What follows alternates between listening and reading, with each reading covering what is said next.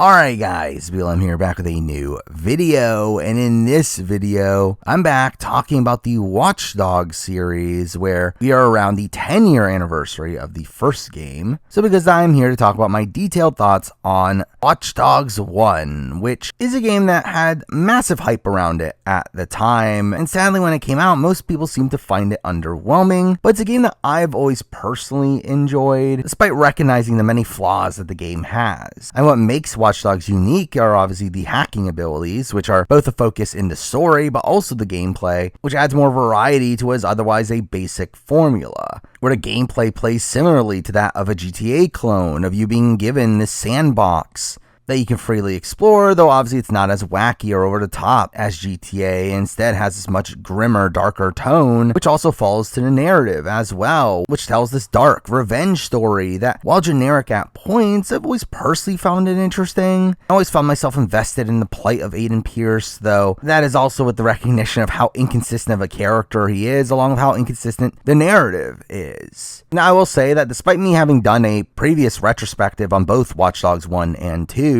this is the only Watch Dogs game I truly care about where, like a certain other Ubisoft IP, Watch Dogs is a series that constantly changes its identity, with later entries being a radical departure from the tone that this game sets, where you have the cringy, not serious tone of Watch Dogs 2 and the whatever disaster we are considering Watch Dogs Legion. Though again, I did have a level of appreciation for this first game here to where I decided to extensively talk about it. Now, development for Watch Dogs started in 2009, but it was revealed at the end of Ubisoft's E3 2012 press conference to universal acclaim. I mean, I remember watching the demo and being mind blown at what was shown, looking really insane for an open world game in 2012 with a really high attention to detail, and it showing off this really incredible set piece, though sadly none of that really made it to the final game, with the final game being a massive step down graphically, and even as is, the game had a number of technical issues at launch that really did sour a lot of people's impressions of this game, to the point where I don't feel like it ever truly recovered. I feel like when people think of Watch Dogs 1, they constantly think of how much of a disappointment it was at launch. But again, I've personally always liked this game. Now, I personally didn't play it until years after its initial release, and while I do get frustrated with certain missions at points, and I do definitely have qualms with other aspects of the game, it is a game that I do still have a bit of an attachment to. I mean, a game that I've played numerous times, partially due to me not having played many sandbox games at that time, but also what truly got me into playing this game to begin with was its connections to the Assassin's Creed series, which obviously I was a massive fan of at the time, and while its connections are very loose, it was enough for me to actually try out the game right after I got my PS4, to which again, I really liked it then, though obviously now my opinions are a bit more conflicted. But anyway, the game is obviously an open world action-adventure game inspired by the likes of GTA and Saints Row, taking place in this sandbox of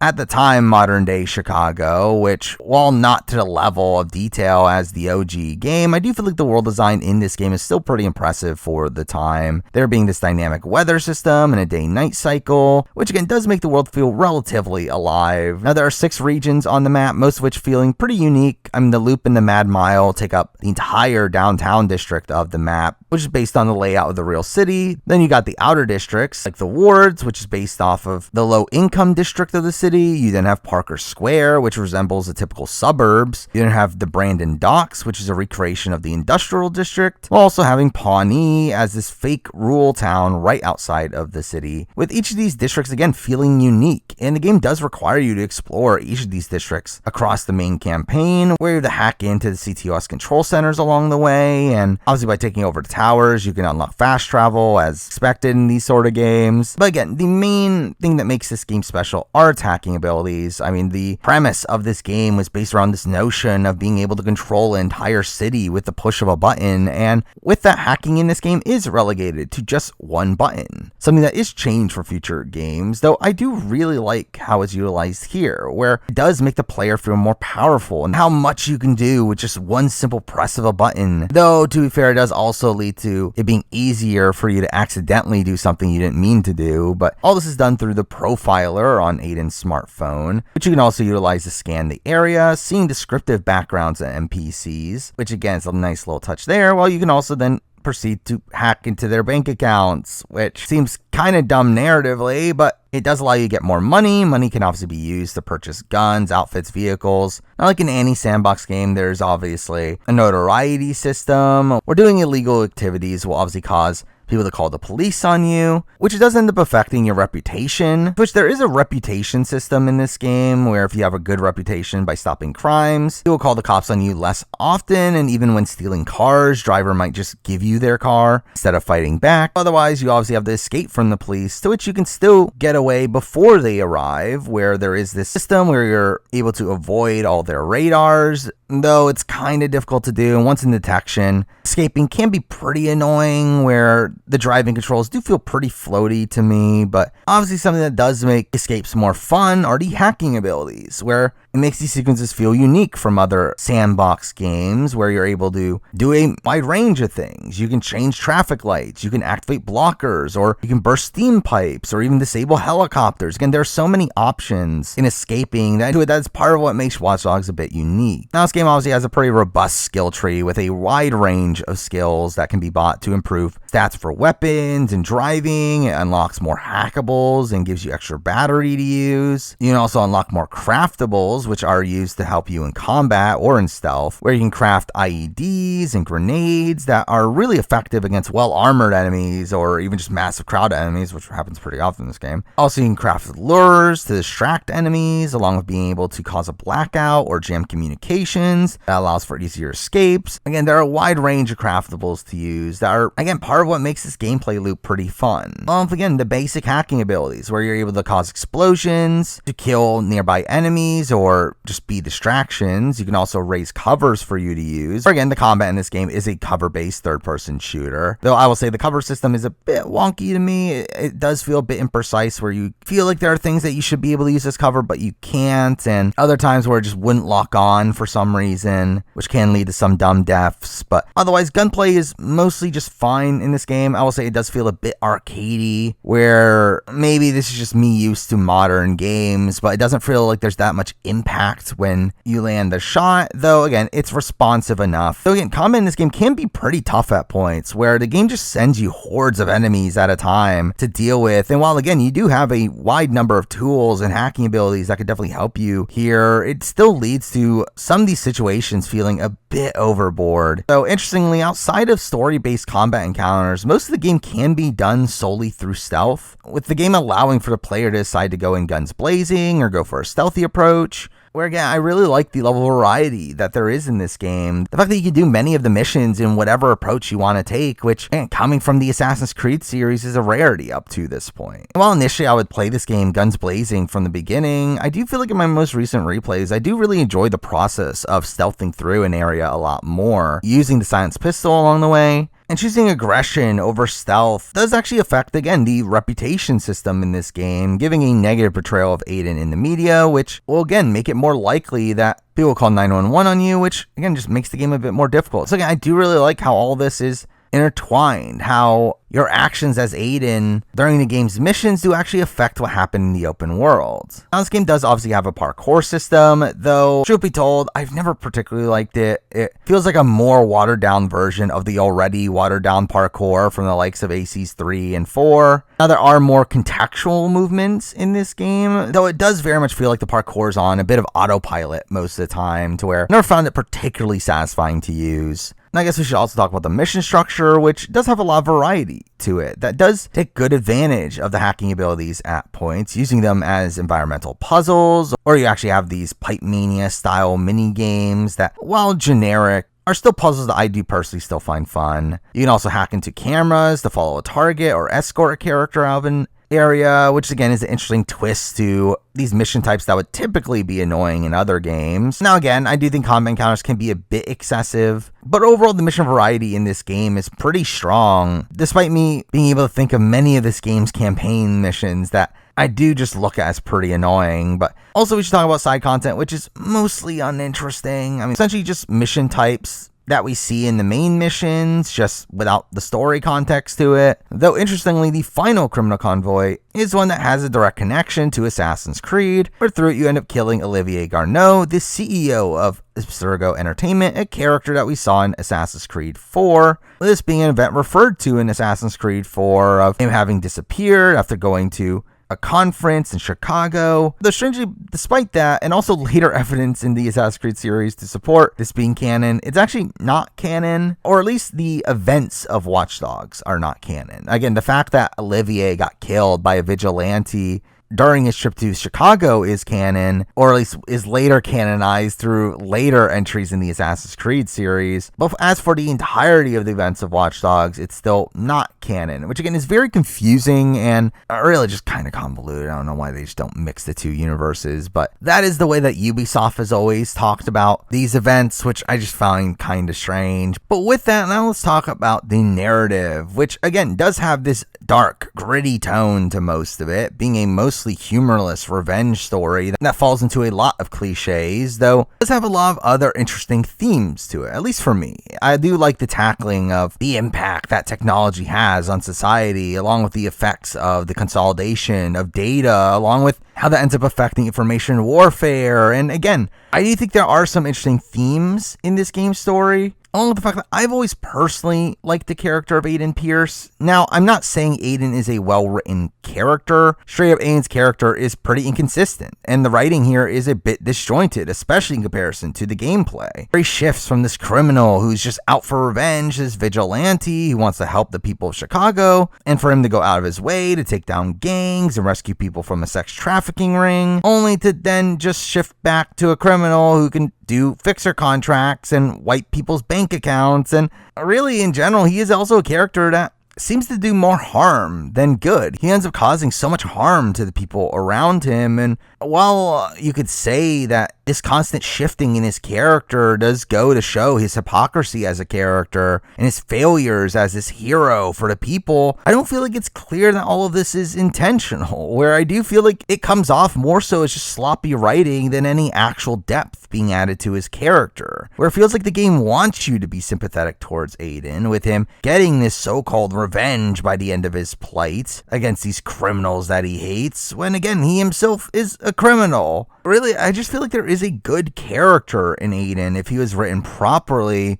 and if this dichotomy was tackled more in the story, but instead it causes his character to come off as shallow due to just how little they play into this. But again, I would take Aiden Pierce over Marcus Holiday any day, where at least Aiden doesn't talk in constant pop culture references and pull publicity stunts just to piss off a tech CEO. At least Aiden seems to have more purpose to what he's doing. Again, all in this plight to get revenge over his niece's killer, which I think keeps his motivations a bit more grounded and a bit more personal to his character. Now, the main campaign here is broken up into 5 acts of various length, where acts 1 and 2 are way longer than the final 3 acts, where the final act is literally just the final mission. Act 1 does the obvious introductions, both gameplay-wise and narratively, where most of the missions here do feel like pretty blatant tutorials, with some of them having no real relevance to the main plot, leaving the narrative feeling pretty stagnant after the first few missions that obviously introduce Aiden's motivations and other side characters. But the story does start off 1 year before the main events, with Aiden and his mentor Damian Branks attempting a heist on the Merlot Hotel that ends in failure, and through that a hit ends up being put on Aiden's head, to which he tries to drive his family to safety, thinking that they're in danger, only for a hitman, Maurice Vega, to attack, leading to a car crash that kills Aiden's 6-year-old niece, Lena, which again is the main motivation for him in this story, is getting revenge over her death. But something I find strange about all this is that why didn't they just make it his daughter? I don't get why Aiden isn't just the father in this family instead of the uncle. I feel like it would have had a lot more impact for me if Aiden had lost his daughter in this situation, and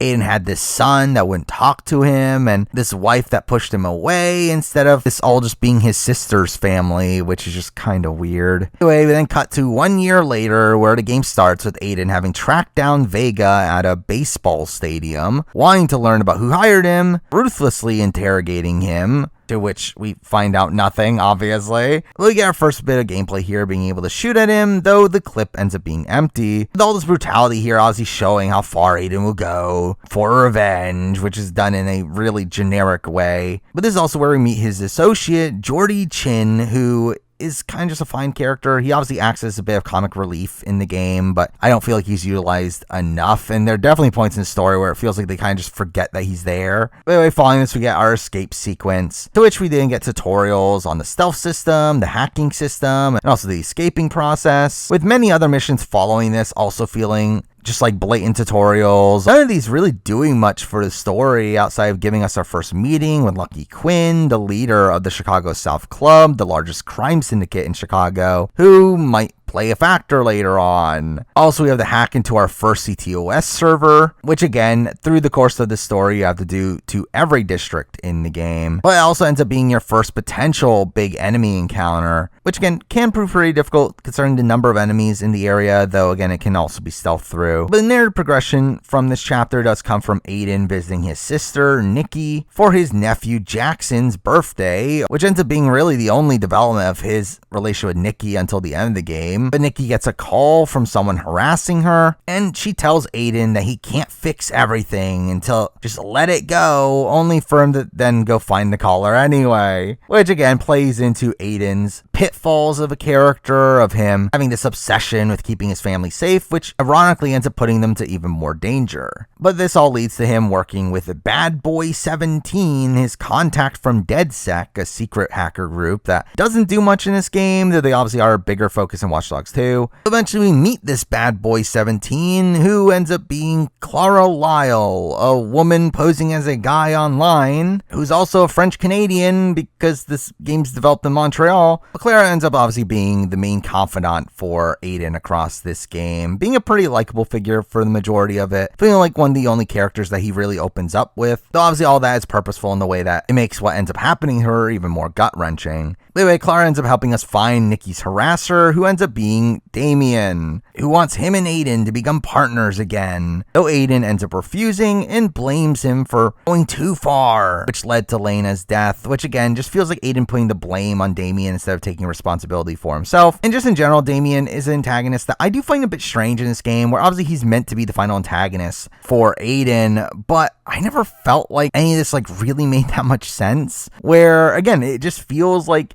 Aiden holds this animosity towards him because of him not being able to accept his own fault in what happened. And through that, it feels like the rivalry between the two never had much weight to it, to where I was always more personally invested in the mystery surrounding what actually happened during the heist, which gets wrapped up before the end, then the actual final conflict, which is against Damien, which again didn't really do much for me. But either way, the final few missions of Act 1 do revolve around Raul Leonzo, this witness of the incident at the stadium who can leak Aiden's identity, so you have to stop him from doing so, first by interrogating this guy to learn that some other guy is planning on learning Aiden's identity from Leonzo, meaning we have to kill that guy, and then proceed to turn ourselves in to purposely get ourselves into prison, to threaten Leonzo, which is kind of a badass moment, but also really stupid. Now again, it does lead to a fun set piece of us sneaking through the jail without any weapons and eventually escaping, but it really just feels like the story is just meandering around at this point, where none of this felt necessary to anything. But anyway, it takes us to Act 2, the longest act in the game, having the same number of missions as Acts 3 through 5 combined. So despite that, not much truly happens here that felt really integral to the plot. I mean, Aiden does eventually agree to meet up with Damien to get info on what actually happened with the heist, only to then find out that Damien has kidnapped Nikki in order to force us to help him in the investigation. Once again, just showing Aiden having put his family into danger, especially considering we also have to proceed to rescue Jackson from some fixers. So when we do so, we then get his therapist to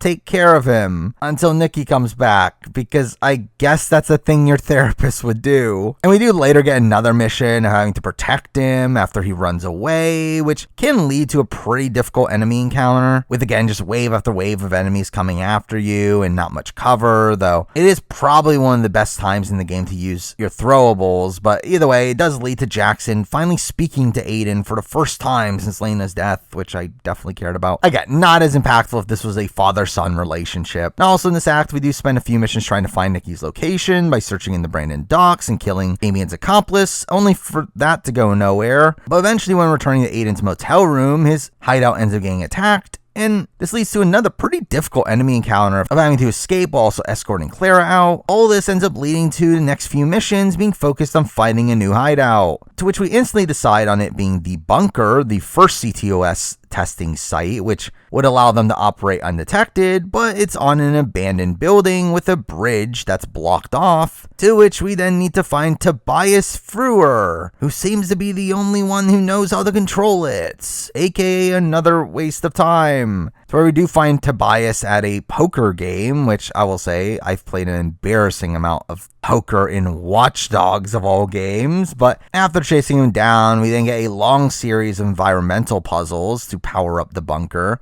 to where you have to hack your way to 3 different generators, which I've always found to be a pretty notable mission. But eventually we get back to the Damien investigation, where we find out that another gang called the Black Vinceroys are involved in this conspiracy, and we end up investigating their hideout, which ends up leading to us having to hack from camera to camera, seeing how organized the group is, and learn that they're also working alongside Lucky Quinn, to which this is where we get our introduction to Iraq, the gang's leader, who generically kills someone that talks back to him, because they obviously need to set him up as this big antagonist. But also here we end up meeting his cousin, Bedbug, a meeker member of the gang, who is seemingly just involved due to his upbringing, which obviously leads to Aiden wanting to blackmail him as someone that'll help us infiltrate the building, leading to us having to tail Bedbug, which again can be entirely done through cameras, which is a cool twist there, though along the way we end up stopping Bedbug from killing a lower member of the gang, to which we then have to escort that member out of the area, I guess showing Aiden again being this good guy and stopping Bedbug from going down this life of crime. But we follow this up with a pretty notable mission for me of us having to stop and ambush a Bedbug himself, which I will say is kind of dumb that this gang just seems to constantly kill their own members. But this is a mission where they do give you time to set up your own ambush, and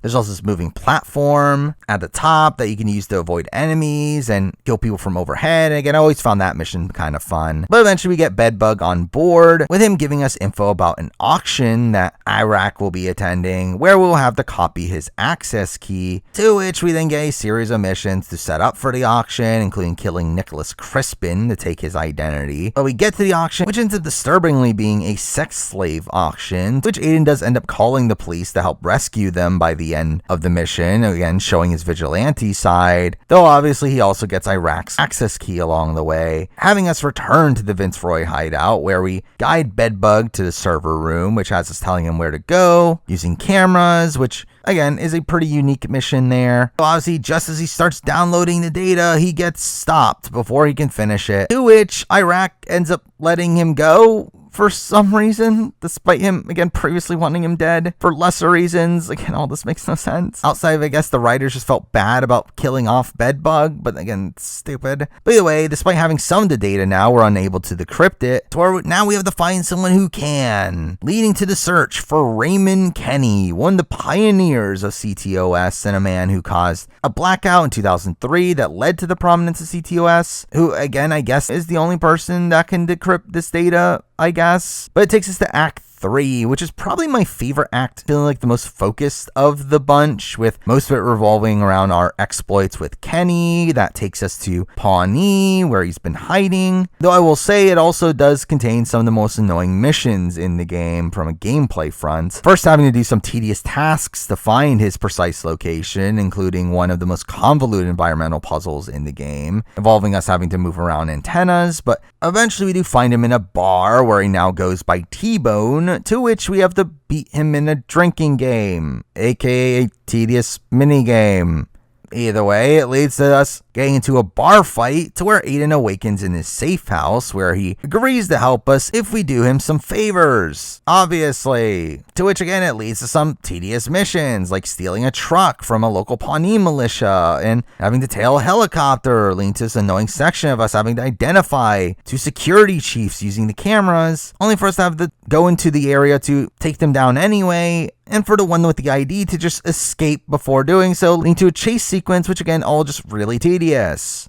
But eventually we do infiltrate Bloom headquarters to upload a virus that T-Bone made that would allow him to return back to Chicago undetected. But when doing so, we also find out that Damien has ratted out T-Bone's location, leading to us having to race back to save T-Bone in what is probably the most difficult combat encounter in the entire game to me, where we have to take down wave after wave of enemies in T-Bone's hideout, to where many of them are heavily armored and there's just so many around you to where it's just so easy for them to kill you from behind. Again, just a really annoying sequence here, though they do add in these machines that you're able to hack that are able to attack the enemies themselves, which again does help, but again, it's still an extremely frustrating fight, especially with some wonky checkpoints. But now T-Bone on board, we still have to storm the Vince Roy's headquarters, once again, this time as Aiden himself, to get all of the data, meaning this is literally the third time we're doing this, but obviously this one ends up leading to Aiden being successful, though it does also lead to some pretty difficult enemy encounters, culminating in this boss battle against Iraq, another one of the harder fights in the entire game. What makes this one even more frustrating is that the checkpoint for this is pretty stupid, to where at the beginning of the fight, Iraq ends up going on this monologue for over a minute before he finally shows up, to where you have to re-listen to this every single time you die, which again makes this infinitely more frustrating. But again, it is probably one of the more methodical combat encounters in the game, where you do have to use cover effectively and time explosions at the right time to be able to get through. But either way, it takes us to Act 4, really being a bulk of the end game here, again considering the final act is just the last mission. But it does start off on a really dumb note, where right after getting all the data from Iraq, it instantly gets stolen by another hacker named Default,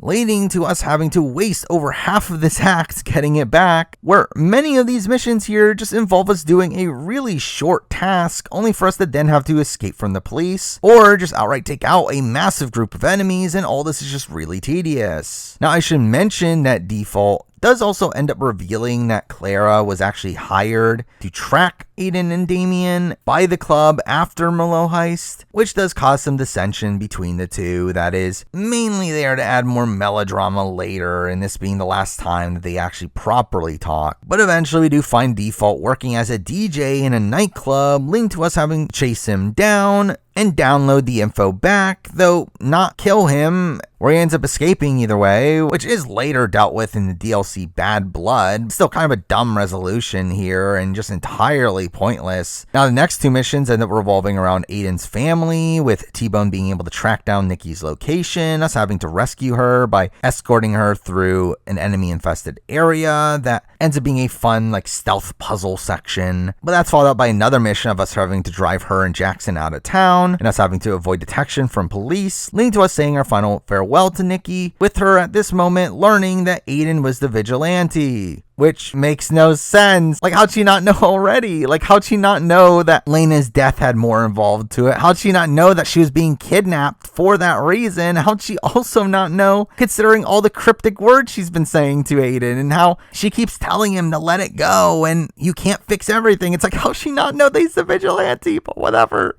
But either way, it all leads up to our penultimate mission here of us finding out who is the man who ordered the hit, which was unsurprisingly Lucky Quinn. Who would have guessed? And also conveniently, he's also holding a benefit at the Merlot Hotel. Obviously bringing the story full circle here as we have to infiltrate the hotel now. Which gameplay wise, we do get some pretty difficult encounters of us having to sneak our way to an elevator, and then we get probably one of the most difficult fights in the game at the rooftop, to where, again, there's just a massive horde of enemies alongside a helicopter that's shooting at you. Though it's technically an encounter that you can run through, though again, very difficult to do so. But eventually reaching Quinn's office leads to a final face-off with Quinn, who appears behind a bulletproof window. Though in a nice touch that does play into the themes of the story, the way you do end up taking him down here is through hacking into his pacemaker, which caused him to have a heart attack. But it's at this moment that we get the reveal of what really set the story into motion. The fact that Quinn had been blackmailing the mayor of Chicago through having footage of him having murdered a former Bloom employee, and it was assumed that Aiden and Damien were in search of this footage instead of the reality, which is that they just wanted money, to which that is why the hit was put on them. him, which, I mean, does make all this a bit more tragic in that it was all a misunderstanding, though also does further show you the downsides of Aiden's line of work, which again puts more of the blame onto him for Lena's death, but either way. But with this moment, you would think that this would be the resolution to the story, with again the revenge plot concluded now, but on the way out, we do learn from Damien that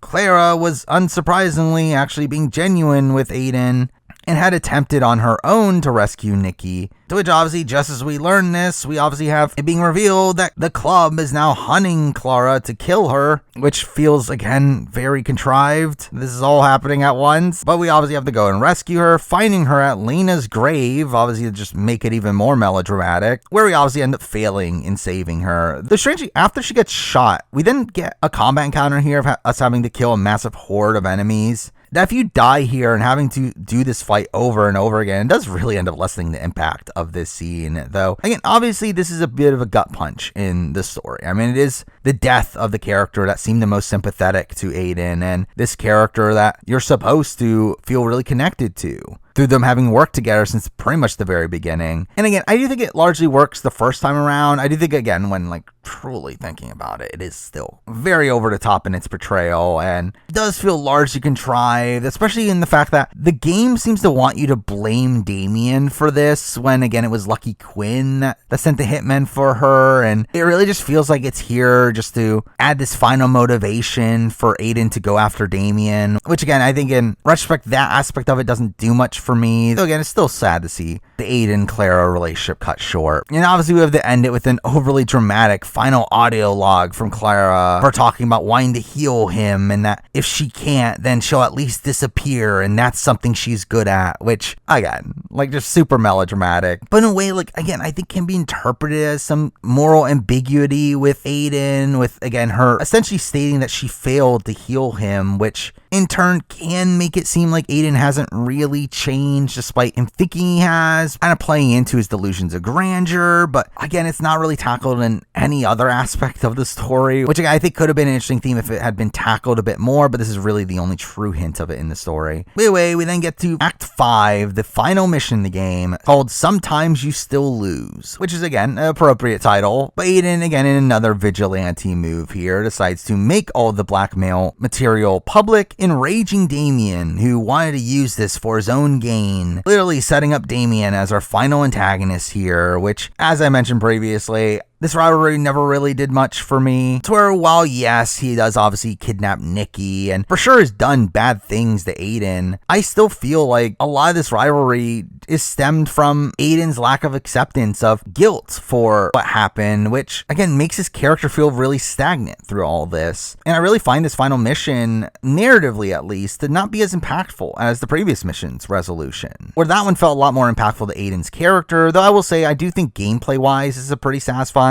conclusion to the game, being this final test of the hacking abilities in the game, with Damien now having full control over CTOS and us having to hack into it ourselves through multiple control centers, which we've obviously visited previously, and us also having to face off against the hacks that we've been using throughout the game up to this point. So again, I do like how that aspect of it is handled. Though strangely, before actually hacking into CTOS, we do get a call from DedSec, who offers to install their own code that will allow for them to take over and for them to be the watchdogs, only for Aiden to decline. Which again, this rivalry between Aiden and DedSec feels like it's something that should have been followed up on down the road, though I don't feel like it ever properly was. But instead, he ends up disabling CTOS entirely, causing a citywide blackout, which again, he literally is the cause of the entire city losing power, which is again showing the harm that he's causing here. But through this, we do find Damien's location at a lighthouse right outside the city, where we get our final confrontation with him, with Aiden still not taking any responsibility for anything that happened. But to this moment where Jordy appears out of nowhere, where again it felt like the writers finally remembered that he was part of the story, where he now has a new contract and holds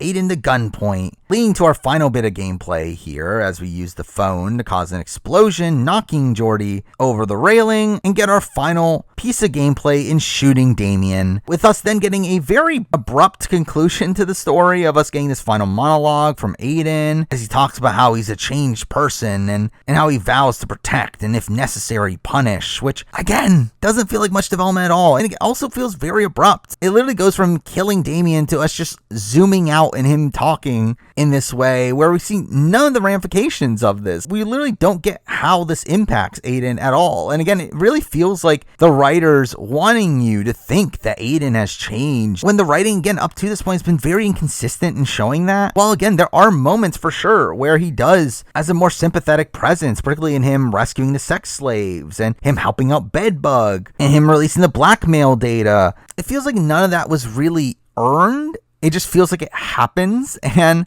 we don't really see much of like what caused those things to happen. And even then, again, there's points where he kind of reverts back to his other nature. Again, it very much feels like his character is just super inconsistent. And again, I do think I would be able to respect it a bit more if the intention from the writers was to call out his hypocrisy, but it isn't. Again, it's clear by this final monologue that they do actually think that they showcased a lot of character development within Aiden, which again, I just don't feel like they did, which leads this conclusion here coming off as a bit underwhelming to me. Along with the fact that we also get a post-credit scene where, strangely, despite the final confrontation between Aiden and Jordy there, Jordy ends up calling Aiden and telling him where he left Vega, which again, like, why is he doing this when they left on really hostile terms? But this gives us a final decision here on whether or not to kill Vega, which has no weight on anything. Now again, it does technically play into what he previously mentioned, that if necessary, he will punish. But again, doesn't really show Aiden having changed. Again, literally, he starts off the story planning on killing Vega, only doesn't do so because of his lack of ammo, while here, he can literally just follow through with that. Again, literally just showing his character being stagnant since the very beginning, which again, I think is stupid. So again, I really don't like how this game concludes, but with it, that is the entirety of Watch Dogs 1, a game that I do personally have some connection to, despite the fact that I am mostly conflicted on it nowadays. I do stand by the fact that this is my favorite game in the Watch Dogs series, though is that really saying much? And there are certainly aspects of this game that I do genuinely enjoy, though I do think my latest replay did make me realize just how messy of a game this is, particularly in its narrative, which is just all over the place. And despite some cool moments, I do feel like very little of it holds much weight, especially when you actually try to analyze it. And really, it's a game that I think has a lot of great ideas, but struggles in the execution. And sadly, I don't feel like the series was ever able to actually live up to that potential, despite two future attempts, where instead of keeping with the series' identity and just improving upon it, Ubisoft instead decides to just change the identity over the next two entries. That leads to little consistency between entries outside of just the basic concept of having hacking abilities. But again, I do still feel this connection to this game, despite my issues with it, to where I still find myself holding this game in somewhat high regard. I still do have plenty of memories with my experience of this game. I do struggle with considering this actually a genuinely good game, considering the amount of issues I have with it. But really, those are my thoughts on Watch Dogs 1. Now again, don't expect a video on Watch Dogs 2 or beyond. As of right now, I don't see myself really caring enough to actually do retrospectives of them, but again, you never know. But obviously, I will make retrospectives of certain other games I do care a lot more about down the road, so stay tuned for those, along with the typical type of content you can expect from this channel. So stay tuned for all those things, but for now, that is the video. Thank you